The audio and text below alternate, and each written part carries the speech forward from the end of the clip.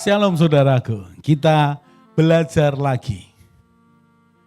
Kita akan belajar tentang bujangan pilihan tidak sulit. Apakah pilihan sulit atau tidak sulit? Dan saya mau sharing dengan saudara. Saya mau berbagi hati, berbagi pengalaman dengan saudara. Saya menemukan bahwa ada orang-orang yang memang tidak menikah. Kalau saudara perhatikan di dalam Matius pasal yang ke-19, ada alasan orang tidak menikah. Sejak lahirnya, karena kelahirannya, saya nggak tahu alasannya. Apakah secara fungsi tubuh tidak memungkinkan? Apakah karena minta maaf ya, mungkin dia punya cacat tertentu sehingga secara fisik tidak. Kemudian alasannya juga karena diperlakukan buruk oleh orang lain, dibuat seperti itu oleh orang lain sehingga dia tidak bisa menikah. Matius pasal yang ke-19. Kemudian karena kehendaknya sendiri, untuk Tuhan dia tidak menikah. Memang ada beberapa alasan. Sudah perhatikan ada sekelompok agama yang menetapkan bahwa para pelayannya tidak menikah, laki atau perempuan. Saya menghargai aja. Saya menghargai. Pendeta yang menggembalakan jemaat sebaiknya menikah. Mengapa? Ada banyak alasan. Salah satunya adalah untuk memiliki pengalaman. Menggembalakan keluarga demi keluarga. Bagaimana bisa menggembalakan keluarga demi keluarga kalau dia tidak menjalaninya? Kira-kira seperti itu. Dari pertanyaan Matius pasal yang ke-19 ketika orang-orang mempertanyakan mengapa Musa mengizinkan orang Israel melakukan perceraian. Tuhan katakan dengan jelas, pada mulanya tidak demikian. Tapi karena kekerasan hatimu, Musa mengizinkan. Saudara bisa bayangkan, hampir 2 juta orang, 600.000 orang prajurit dengan keluarganya, dengan istri dan anak-anaknya, hampir 2 juta orang, kelompok demi kelompok, 12 suku, hidup bersama-sama berpindah satu tempat ke tempat yang lain dengan dinamikanya yang terjadi. Termasuk bisa terjadi hubungan yang salah. Apakah hubungan yang salah dalam pernikahannya atau dalam hubungannya berikutnya dengan teman-temannya yang lain.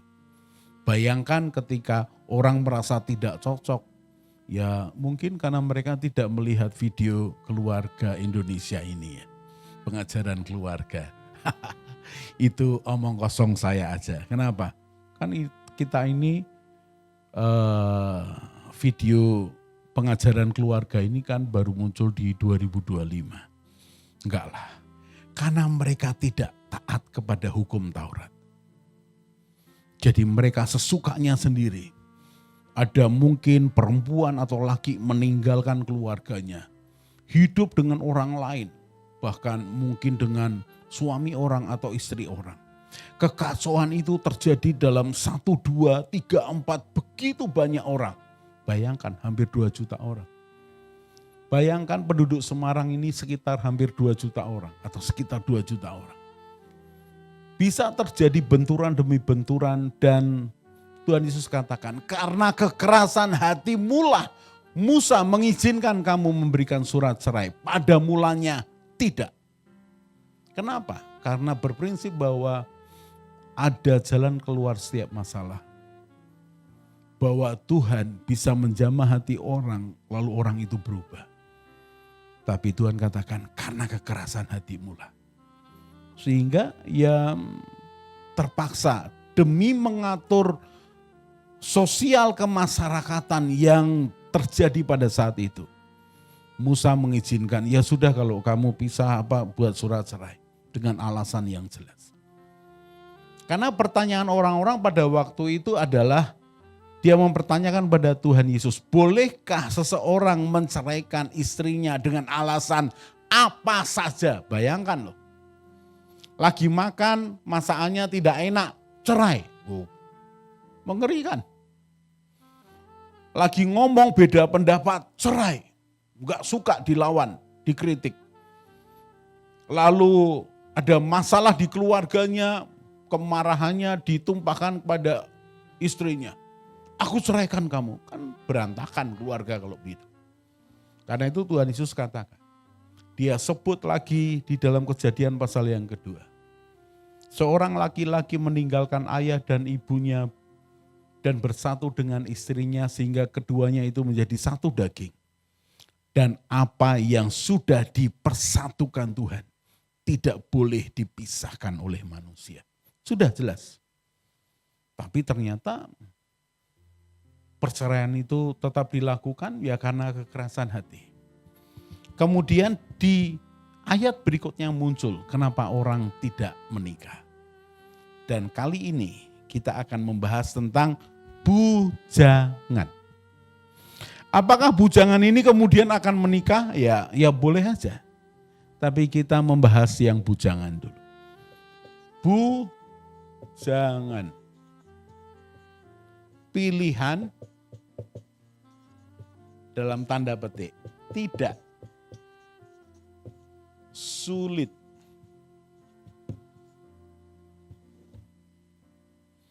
Bujangan pilihan sulit atau pilihan tidak sulit. Mari kita lihat poin demi poin. Saya mencatat ada 7 hal membuat alasan orang tidak menikah. 7 alasan.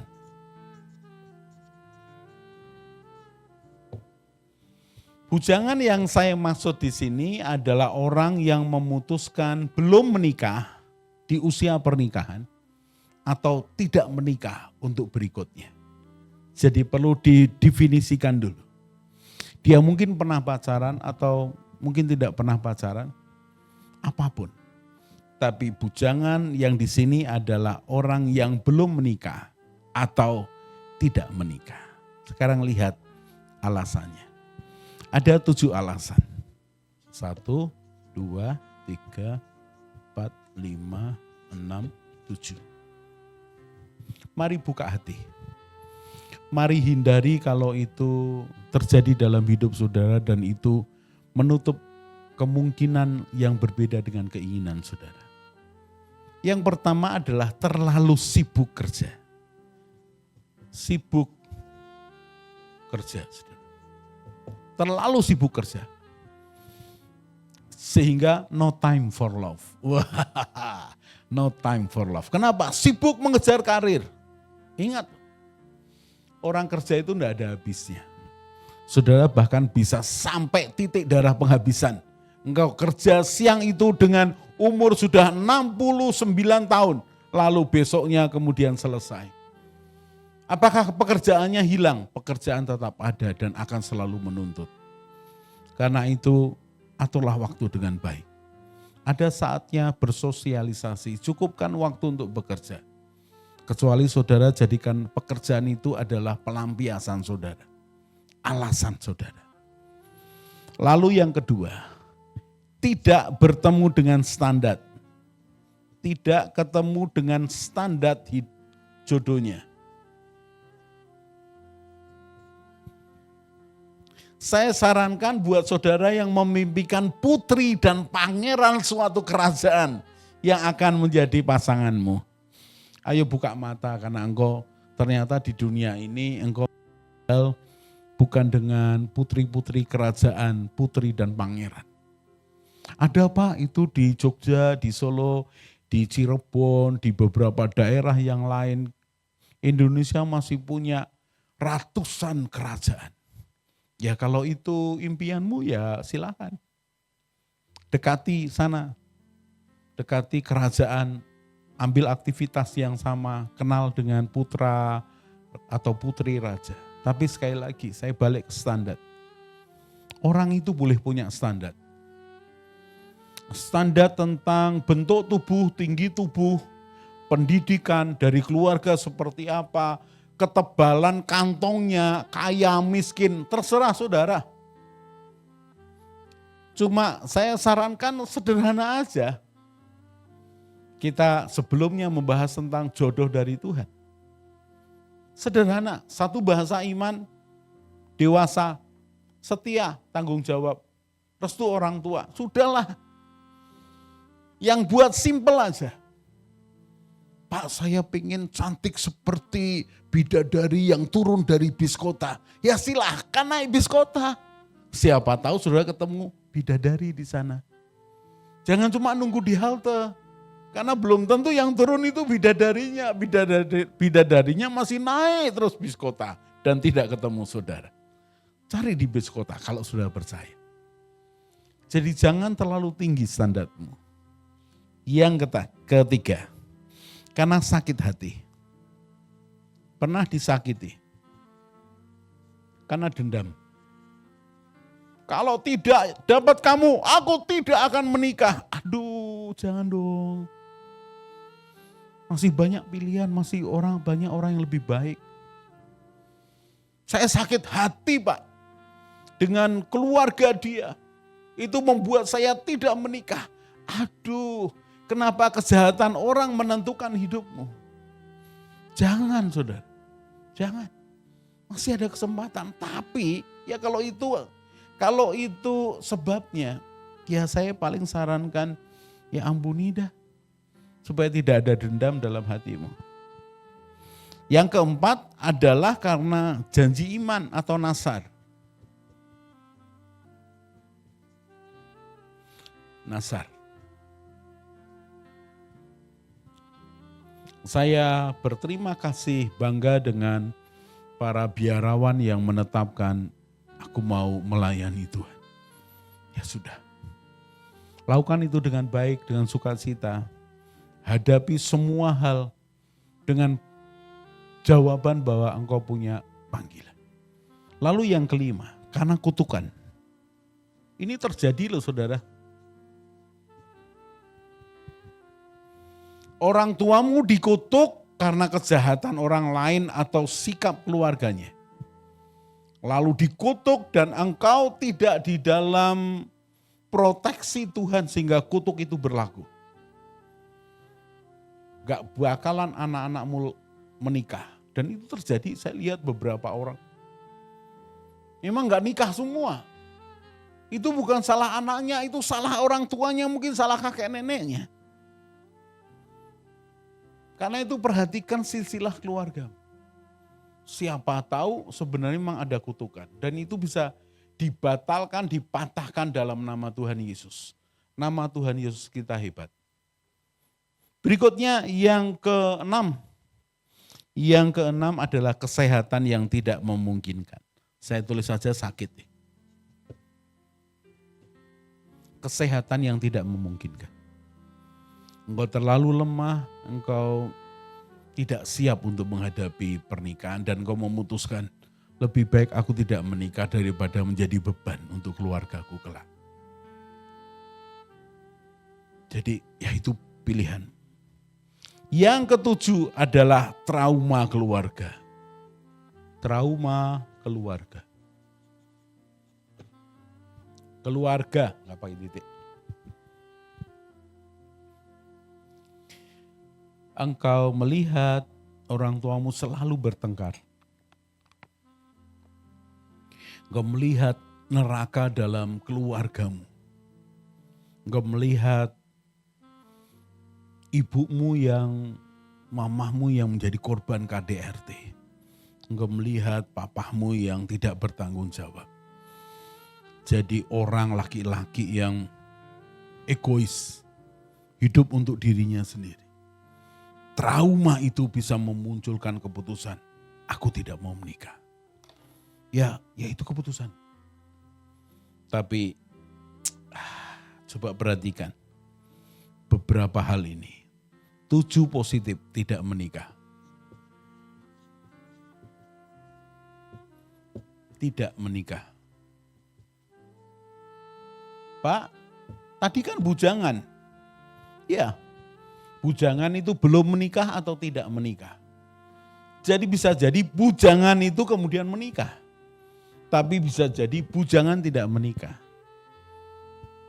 Kalau saya sarankan bagi yang tidak menikah, miliki tujuan hidup yang mulia.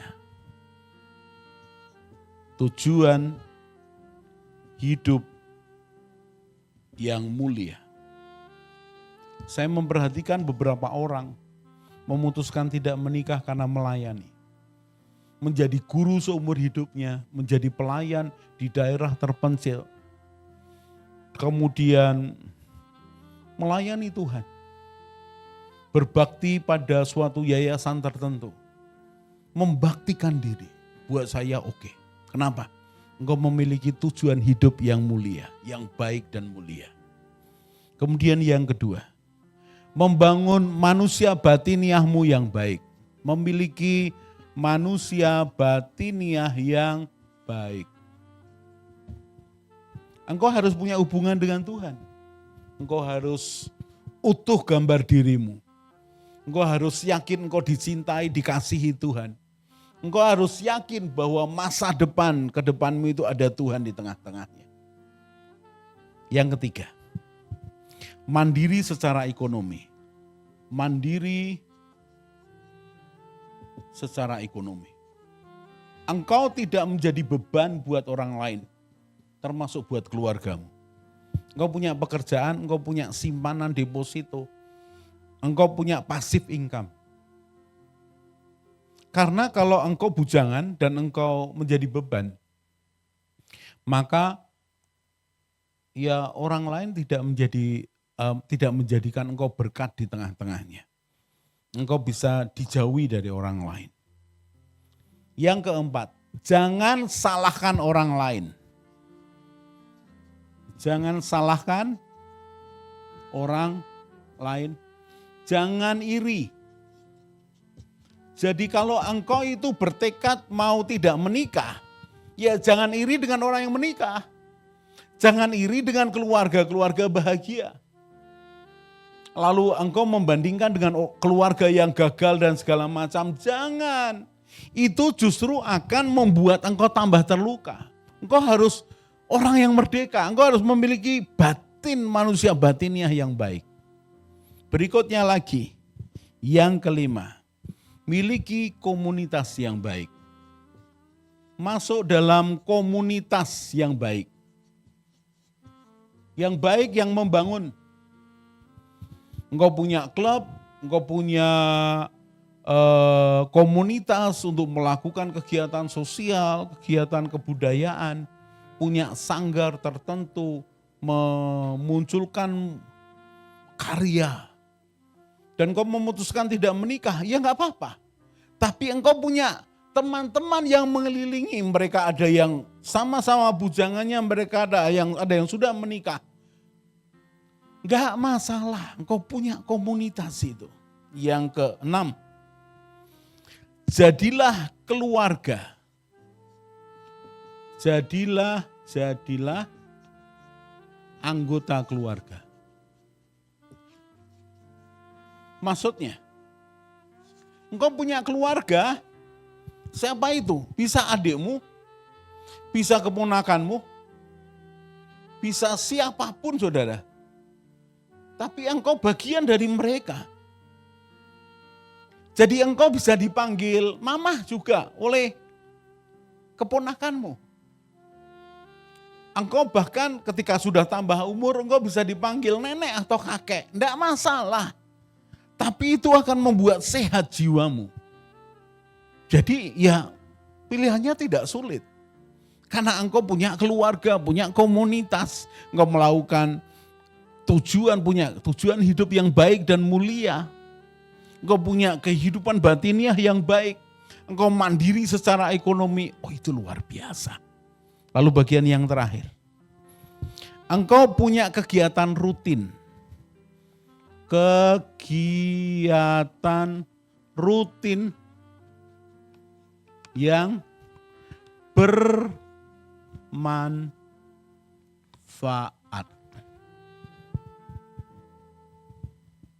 Salah satu pertanyaan yang muncul dari orang-orang bujangan adalah, Pak, bagaimana mengendalikan keinginan seksual yang muncul? Karena itu bagaimanapun kebutuhan secara badani. Maka saran saya adalah, abaikan itu dan beraktivitaslah dengan baik. Olahraga, punya teman-teman, pergi berkarya. Kenapa? Karena itu bisa diatasi dengan baik. Bisa diatasi dengan baik. Karena itu nomor 7, punyalah kegiatan rutin yang bermanfaat. Jadi menjadi bujangan itu pilihan sulit atau tidak? Terserah saudara. Saya berikan judul, bujangan pilihan tidak sulit. Temukan Tuhan, lihat kesimpulannya. Pilihan, bujangan pilihan tidak sulit. Ada 7 alasan. Sibuk kerja, tidak bertemu karena terlalu tinggi standarnya. Kemudian karena sakit hati, dendam. Karena nasar, janji iman. Karena kutukan. Karena sakit atau trauma keluarga. Apapun alasannya. Tapi pakailah 7 poin positif kalau engkau memutuskan untuk tidak menikah. Punya tujuan hidup yang mulia. Punya kehidupan batiniah yang baik. Mandiri secara ekonomi.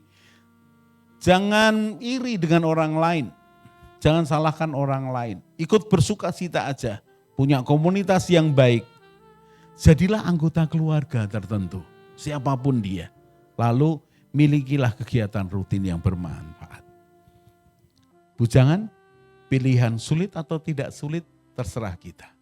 Tapi libatkan Tuhan dalam hidupmu. Karena Tuhan tidak pernah meninggalkan kita, Tuhan menyertai kita. Janjinya ya dan amin. Kalau saudara ditetapkan untuk tidak menikah, pasti ada tujuan Tuhan, pasti ada tujuan yang mulia.